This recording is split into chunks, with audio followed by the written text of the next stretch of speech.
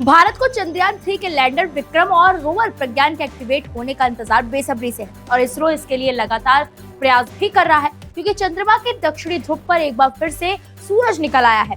इसी बीच एक बड़ी खबर सामने आई है। दरअसल इंडियन स्पेस रिसर्च ऑर्गेनाइजेशन यानी कि इसरो ने अगस्त के महीने में चंद्रयान-3 मिशन के जरिए चांद की सतह पर विक्रम लैंडर और प्रज्ञान रोवर को भेजा। प्रज्ञान रोवर के पिछले पहिए पर भारत का राष्ट्रीय चिन्ह अशोक चिन्ह और इसरो का लोगो उकेरा गया। इसरो को उम्मीद थी कि जब रोवर चांद की सतह पर चलेगा तो अशोक चिन्ह और इसरो का लोगो चांद पर सतह पर छप जाएगा, लेकिन ऐसा नहीं हो पाया। मीडिया रिपोर्ट्स के मुताबिक प्रज्ञान रोवर ने जब चांद की सतह पर चहलकदमी की तो उस वक्त उसके पहिए से अशोक चिन्ह और इसरो का लोगो पूरी तरह से सतह पर नहीं छप पाया। भले ही इसे लोग निराशा के तौर पर देखें, लेकिन इसमें एक अच्छी खबर भी छिपी हुई है। बताया जा रहा है कि इसके जरिए इसरो के वैज्ञानिकों को ये समझने में मदद मिल रही है कि चांद के दक्षिणी ध्रुव की मिट्टी की गुणवत्ता अलग है। चांद के इस हिस्से पर लैंड करने वाला भारत पहला देश है। चांद के दक्षिणी ध्रुव की मिट्टी के बारे में नई जानकारी यहाँ बसने और इंसानों की मौजूदगी के लिए बहुत जरूरी हो सकती है। चंद्रमा के इस हिस्से पर पहुंचने के लिए कई सारे मिशन किए जा रहे हैं क्योंकि वैज्ञानिकों का मानना है कि यहाँ पर पानी मौजूद हो सकता है। चांद पर बसना इंसान के सबसे महत्वाकांक्षी स्पेस मिशन में से एक है। अगर चांद पर इंसानों की कॉलोनी बसती है तो भविष्य में ये एक ऐसे बेस के तौर पर काम करेगा जहां से सौर मंडल में अलग अलग जगह पर जा सकते हैं।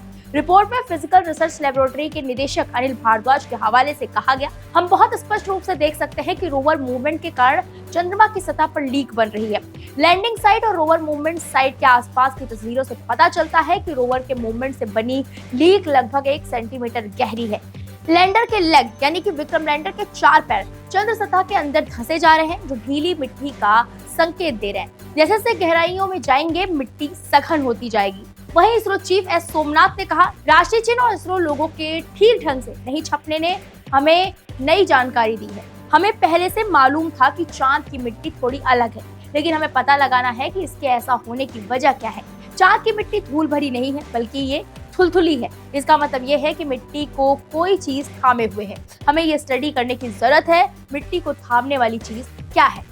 विक्रम लैंडर की दूसरी पारी को लेकर इसरो चीफ सोमनाथ ने कहा, अभी तक रोवर से सिग्नल नहीं मिला है, लेकिन मैं ये भी नहीं कह सकता हूँ कि हमें सिग्नल मिलेगा ही नहीं। हम लोग चांद के पूरे दिन यानी कि पृथ्वी के 14 दिन का इंतजार कर सकते हैं क्योंकि उस समय वहाँ लगातार रोशनी रहने वाली है। इसका मतलब हुआ कि वहाँ तापमान बढ़ेगा। जैसे जैसे तापमान बढ़ेगा वैसे वैसे इस बात की संभावना भी बढ़ जाएगी कि सिस्टम गर्म हो जाए। ऐसा भी हो सकता है कि सिस्टम 14वें दिन एक्टिव हो जाए। फिलहाल इस पूरे मामले पर आपकी जो भी राय है हमें कमेंट बॉक्स में जरूर बताएं। इस खबर में इतना ही, बाकी बड़ी खबरों के लिए आप देखते रहे वीके न्यूज। वीके न्यूज, राष्ट्र के नाम।